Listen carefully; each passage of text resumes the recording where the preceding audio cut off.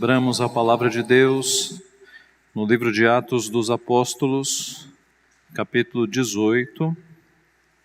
Atos dos Apóstolos, capítulo 18, verso 1 a 4. Atos 18, de 1 a 4.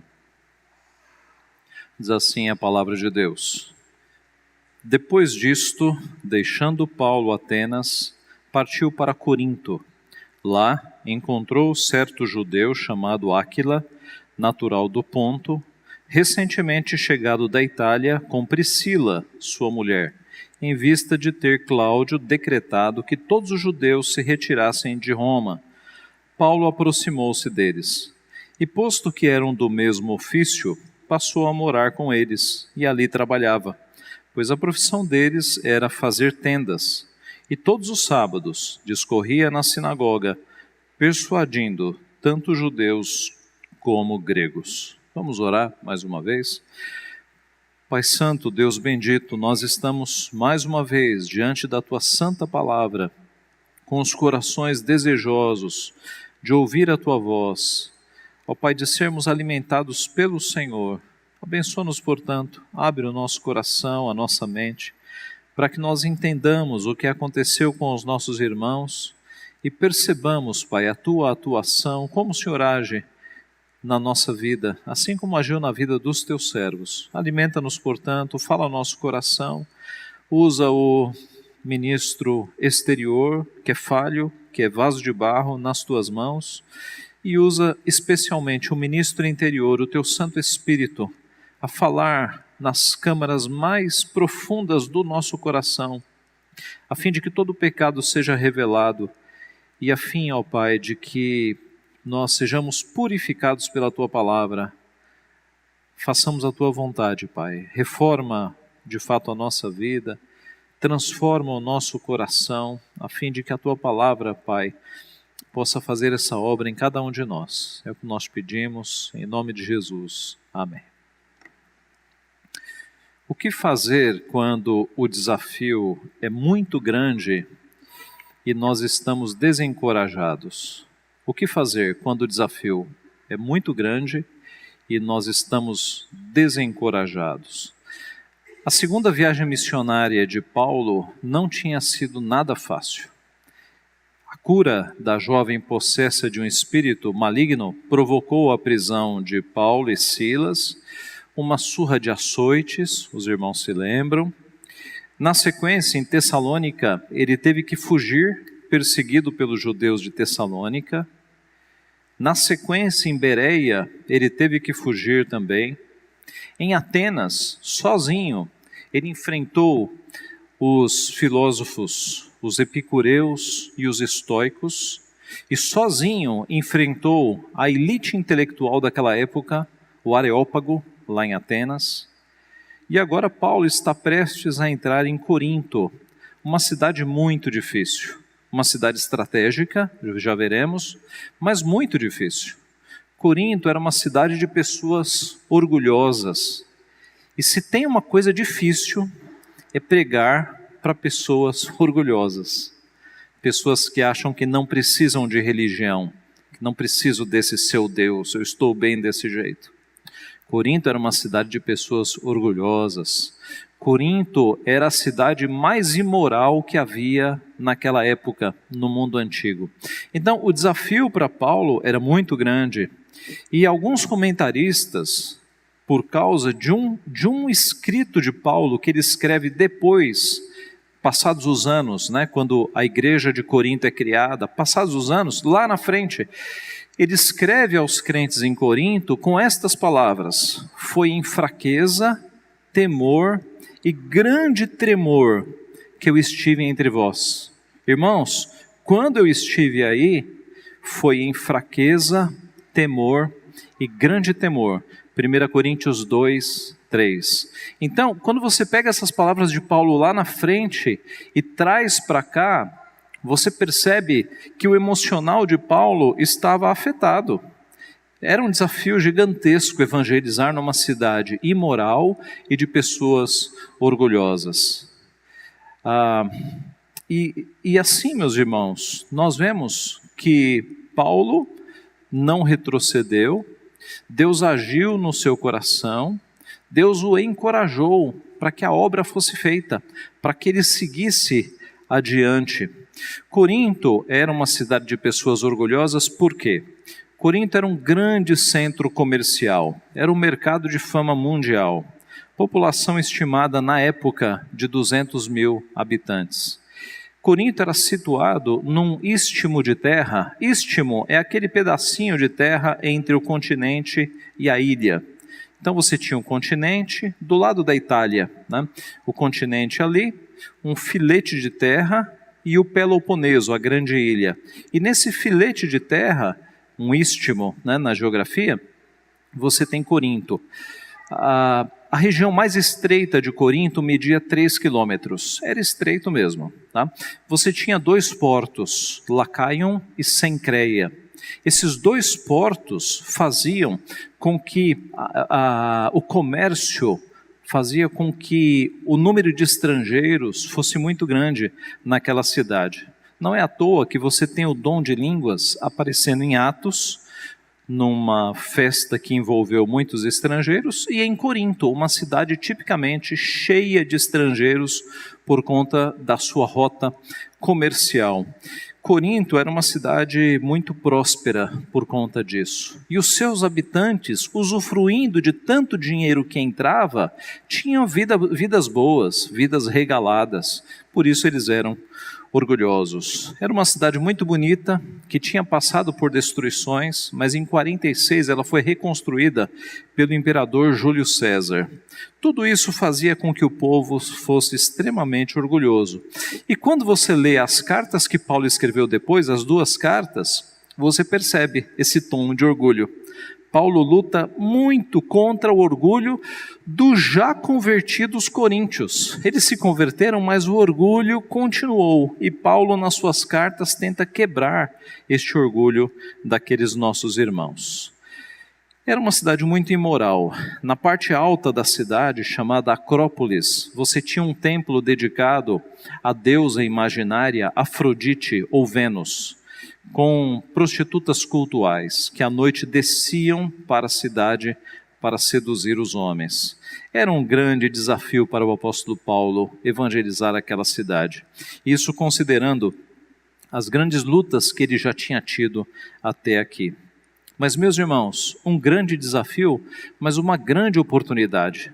Se a igreja fosse estabelecida ali, como de fato, pela bênção de Deus o foi, seria um ponto muito estratégico para a propagação do evangelho, porque muitos estrangeiros chegavam naquela cidade e poderiam receber o evangelho e fazer com que o evangelho se espalhasse pelo mundo, e foi o que de fato aconteceu. Mas o que Deus fez para encorajar Paulo a seguir adiante nesta sua missão, a não esmorecer, a não desanimar? Que instrumentos Deus encorajou, ou Deus usou para encorajar o apóstolo Paulo? Nesses 4 versículos, nós podemos ver 2 instrumentos que Deus usou para encorajar o seu servo. É certo que não são os únicos instrumentos que Deus usa. Deus tem várias formas de nos encorajar. Mas nesses versículos nós vemos 2 instrumentos que podem servir para proveito para a nossa alma, para percebermos o quanto Deus nos encoraja. E se estamos desanimados, se você está no momento da vida de desânimo, Deus pode usar estes instrumentos também para te encorajar. O primeiro instrumento que Deus usou foi a comunhão dos irmãos. A comunhão dos irmãos. Observe no nosso texto que quando Paulo chegou em Corinto, ele encontrou, verso 2, certo judeu chamado Áquila, natural do Ponto, recentemente chegado da Itália, com Priscila, sua mulher. Com a Priscila, a sua mulher. Ele chega sozinho, com esse temor, mas Paulo providencia 2 irmãos que ele não conhecia. Ele passou a conhecer esses 2 irmãos ali, Áquila e Priscila. Os 2 haviam chegado de Roma, expulsos por um decreto de Cláudio, que havia expulsado todos os judeus de Roma. Tinha ocorrido um tumulto ali e ele havia expulsado a todos. O nome Áquila significa águia, em latim, e Priscila é uma forma diminutiva de Prisca, que significam, tanto Priscila quanto Prisca significam antiga ou anciã. Áquila e a sua esposa, eles tinham uma profissão muito comum naquela época. Eles eram fabricantes de tendas. As tendas eram feitas, muitas delas de couro. Então, aquele que sabia fazer tendas, sabia mexer com couro também. Essa era a profissão de Priscila, de Áquila e de Paulo. Paulo havia recebido essa profissão, tudo indica, do seu pai. Eles se tornaram grandes amigos de Paulo, cooperadores na obra. Anos mais tarde, quando Paulo escreve aos Romanos, ele diz que Áquila e Priscila arriscaram as próprias vidas por amor a Paulo. Romanos 16, verso 3 e 4, nos dizem assim, Romanos 16, 3 e 4. Saudai Priscila e Áquila, meus cooperadores em Cristo Jesus, os quais pela minha vida arriscaram a sua própria cabeça, e isto lhes agradeço, não somente eu, mas também todas as igrejas dos gentios. Os textos não nos dão detalhes, mas o fato é que Áquila e Priscila arriscaram a própria vida por amor ao apóstolo Paulo. Veja, meus irmãos, que em momentos de desencorajamento, em que nós estamos abalados, sem forças, Deus manda irmãos, Deus manda servos do Senhor para nos encorajar, para nos animar.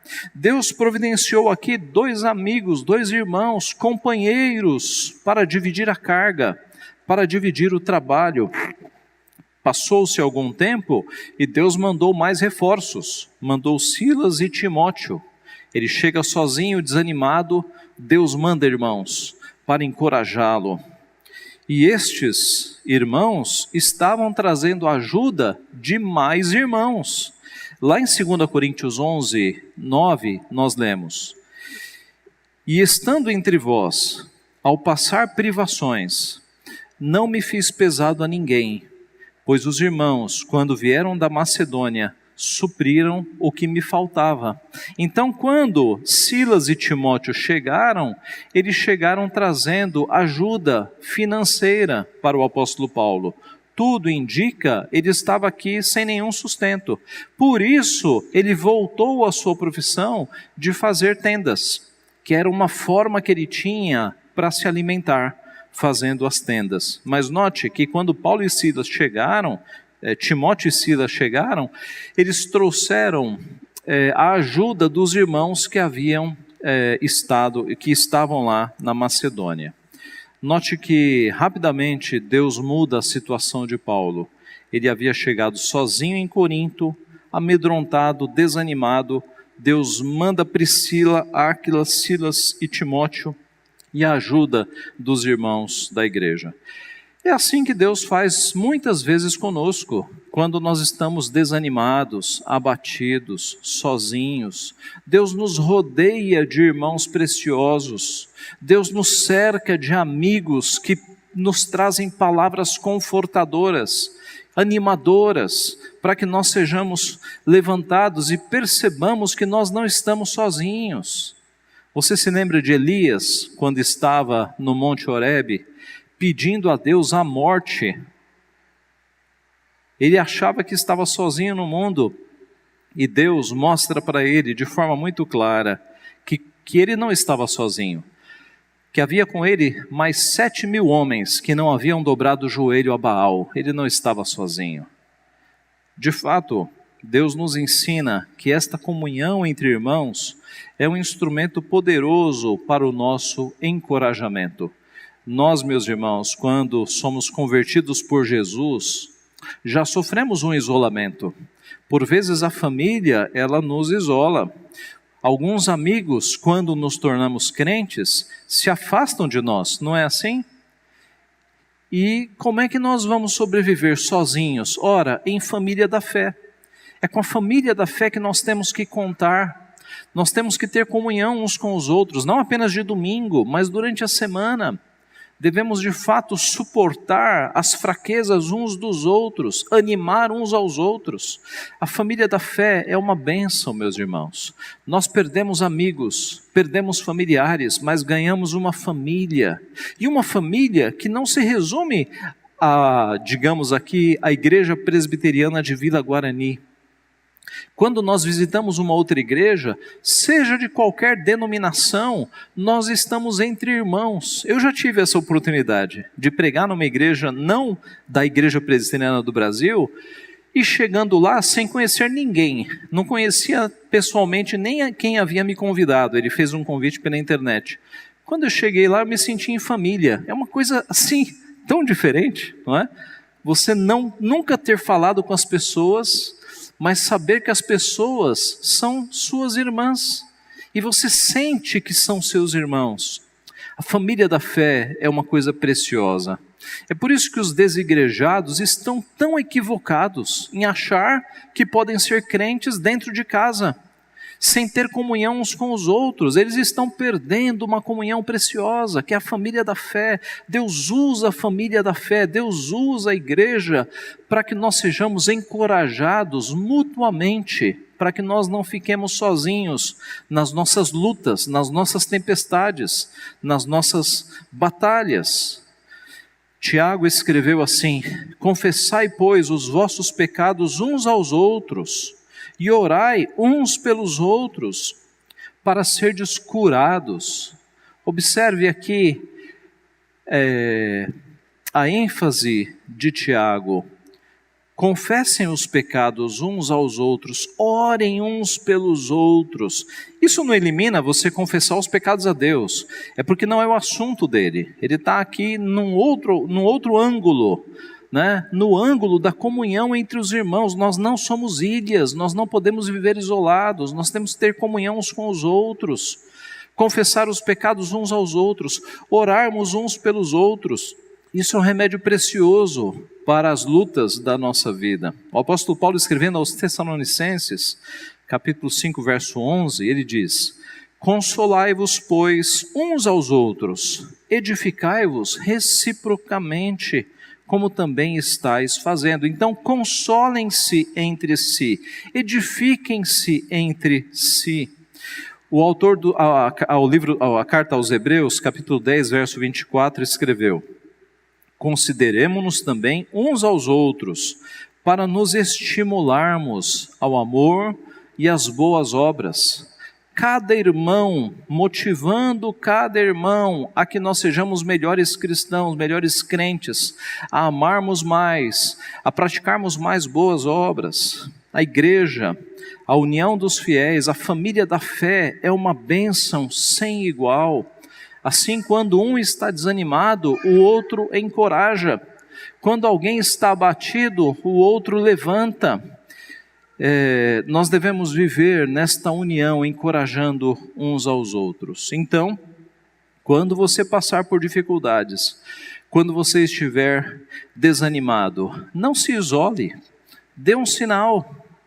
Aproxime-se da família da fé, aproxime-se de um irmão querido, diga o que você está passando, ou pelo menos dê um sinal de que você não está bem, para que a igreja te abrace, para que o povo de Deus te console, te anime. É para isso que a igreja de Deus está aqui, uma das suas funções é exatamente essa. Então, Deus encorajou o apóstolo Paulo primeiro, na comunhão dos irmãos, mandando irmãos para que ele levantasse o seu ânimo. Segundo lugar, por meio do trabalho. Quando Paulo encontrou Priscila e Áquila em Corinto, ele passou a morar e a trabalhar com eles. Eles eram fazedores de tendas, como nós já falamos. As tendas eram basicamente de couro e peles de bodes, né? E Paulo trabalhava fazendo tendas durante a semana e no sábado evangelizando, no sábado e no domingo, especialmente nos sábados nas sinagogas, evangelizando judeus e também gregos. Quando Silas e Timóteo chegaram, ele parou de fazer tendas e passou a dedicar-se totalmente à pregação do evangelho. Versículo 5, sermão de domingo que vem, se Deus quiser.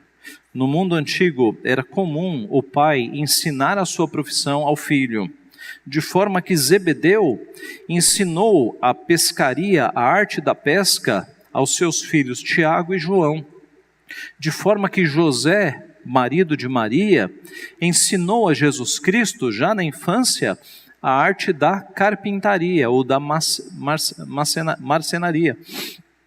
E Paulo, tudo indica, tinha sido treinado pelo seu pai na arte de fazer tendas, de costurar tendas. Era um negócio muito lucrativo, porque muitos judeus habitavam em tendas. Nas viagens, eles levavam as suas tendas. Então, o comércio de tendas na época era uma coisa muito grande. E Paulo, nos apertos, ele sobrevivia fazendo tendas. As ferramentas para isso eram poucas, dava-se para levar nas viagens com tranquilidade. Paulo escreveu aos Coríntios, lá na frente, dizendo que ele havia trabalhado com as próprias mãos para que não fosse pesado à igreja. E aos Tessalonicenses, ele diz que ele trabalhava noite e dia para suprir as suas necessidades, para que ele não fosse pesado às igrejas. Mas, pastor, o trabalho consola? O trabalho encoraja? É claro que sim. É claro que sim. O trabalho tira a nossa mente dos problemas. Vocês sabem disso, não é? Quando a gente começa, imagine que você está numa tempestade da vida muito difícil. E aí, você vai trabalhar, você ocupa a sua mente, você se distrai. O trabalho, meus irmãos, não foi criado pelo diabo. O trabalho foi criado por Deus. Adão, antes da queda, já trabalhava, cuidava do jardim. E o jardim não era um jardim como o nosso da igreja. Era o Éden, era uma floresta. Esse era o jardim. E Deus colocou Adão ali e a sua esposa, companheira, auxiliadora, Eva, para eles cuidarem do jardim. Eles tinham ocupação. Deus mandou os animais, e eram muitos, para que Adão desse nome a cada um deles. Então Adão e Eva não eram desocupados, eles tinham um trabalho. Deus nos fez para trabalhar. Quando aconteceu a queda, o trabalho continuou mais difícil, porque a terra agora ela passou a produzir ervas daninhas. Então a colheita que era feita antes com muita facilidade, agora será uma colheita em que você vai ter que separar a praga, separar o joio. É mais difícil. O suor do rosto, ele é acrescentado depois da queda. Mas o fato é que trabalho é bênção. E quem já ficou desempregado sabe que não é fácil, é muito difícil você ficar sem ter uma ocupação. O trabalho é uma bênção que Deus nos dá. Por isso o trabalho nos ajuda muitas vezes. Com o trabalho nós glorificamos a Deus na nossa vida, seja qual for a ocupação.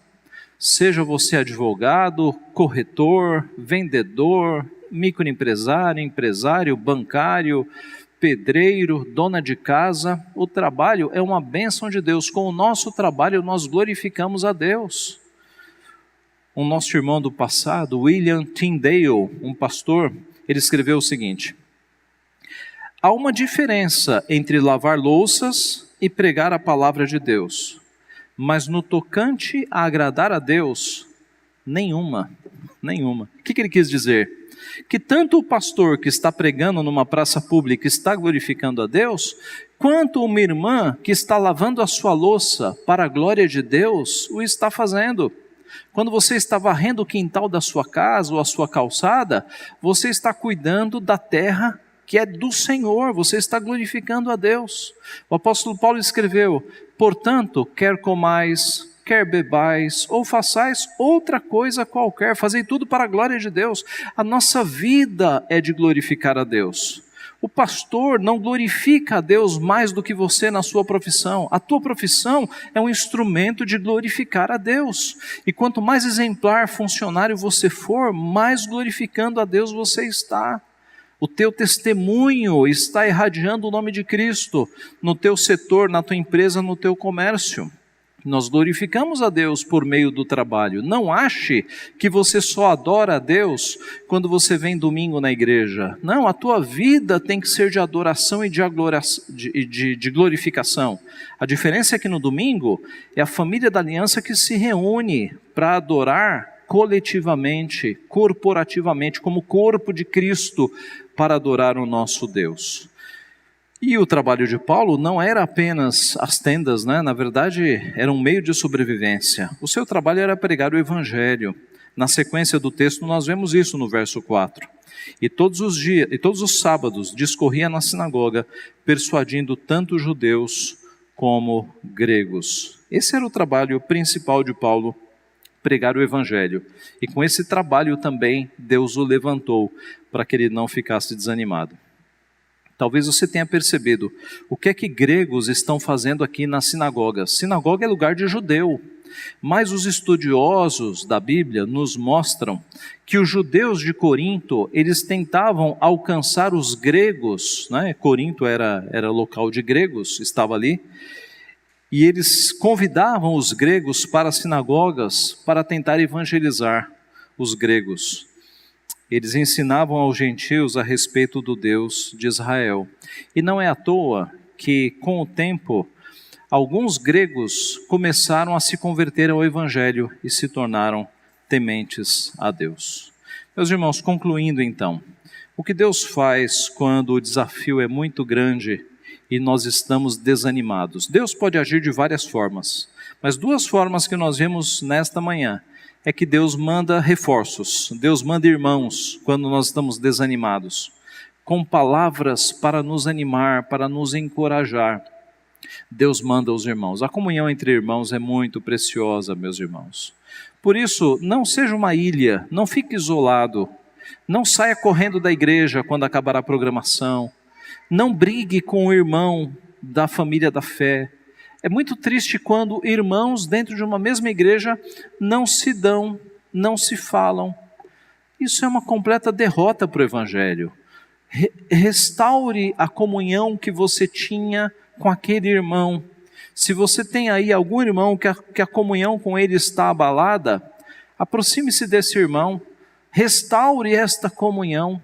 O corpo de Cristo não pode ficar dividido. Um exército dividido não vai a lugar nenhum. Isso faz mal para você também. Alguém já disse que quando nós perdoamos, nós somos muito mais abençoados do que aquele que recebe o perdão, né?